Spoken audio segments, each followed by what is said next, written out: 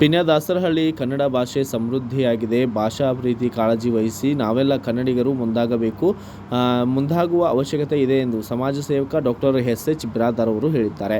ಇನ್ನು ರಾಜಗೋಪಾಲನಗರ ಮುಖ್ಯ ರಸ್ತೆಯಲ್ಲಿರುವ ಶ್ರೀ ರೆಬಲ್ ಸ್ಟಾರ್ ಅಂಬರೀಷ್ ಅಭಿಮಾನಿಗಳ ಬಳಗದವರು ಆಯೋಜಿಸಿದ್ದ ಕನ್ನಡ ರಾಜ್ಯೋತ್ಸವ ನಿಮಿತ್ತ ಧ್ವಜಾರೋಹಣ ನೆರವೇರಿಸಿ ಮಾತನಾಡಿದ ಕನ್ನಡ ಮಾತನಾಡುವ ಜನರು ಅನೇಕ ಪ್ರಾಂತ್ಯಗಳಲ್ಲಿ ಹಂಚಿ ಹೋಗಿರುವುದನ್ನು ಏಕೀಕೃತಗೊಳಿಸಿ ಅಖಂಡ ಕರ್ನಾಟಕವನ್ನು 1956 ನವೆಂಬರ್ 1ರಂದು ನೂತನ ಮೈಸೂರು ರಾಜ್ಯ ರಚಿಸಿ ನಮ್ಮೆಲ್ಲರನ್ನ ಒಟ್ಟುಗೂಡಿಸಿರುವ ಮಹನೀಯರನ್ನು ಸ್ಮರಿಸಿದ್ದು, ವಿಶೇಷವಾಗಿ ಕನ್ನಡದ ಕುಲಪುರುಷ ಆಲೂರು ವೆಂಕಟರಾಯ ಮತ್ತು ರಾಷ್ಟ್ರಕವಿ ಕುವೆಂಪು, ಮಾಸ್ತಿ ವೆಂಕಟೇಶ ಅಯ್ಯಂಗಾರ್ ಸೇರಿದಂತೆ ಅನೇಕ ಸಾಹಿತಿಗಳ ತ್ಯಾಗ, ಶ್ರಮ ಮತ್ತು ಅನೇಕರ ಬಲಿದಾನಗಳನ್ನು ಸವಿಸ್ತಾರವಾಗಿ ಜನರಿಗೆ ಉದ್ದೇಶಿಸಿ ಮತ್ತು ಶಾಲಾ ಮಕ್ಕಳಿಗೆ ಪೆನ್ನು, ನೋಟ್ಬುಕ್, ಸಾರ್ವಜನಿಕರಿಗೆ ಲಾಡು ವಿತರಿಸುವ ಮೂಲಕ ಡಾಕ್ಟರ್ ಎಸ್.ಎಚ್. ಬಿರಾದಾರ್ ಅವರು ಮಾತನಾಡಿದ್ದಾರೆ.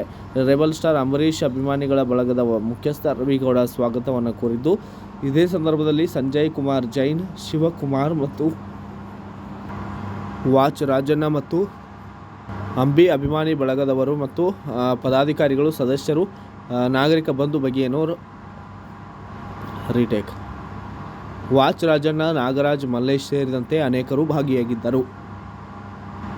Bureau report Ayyanna master, Bharat Vaibhav news, Bengaluru. Thanks for watching. Read, discuss and debate with editor Dr. Yan Prashant Rao.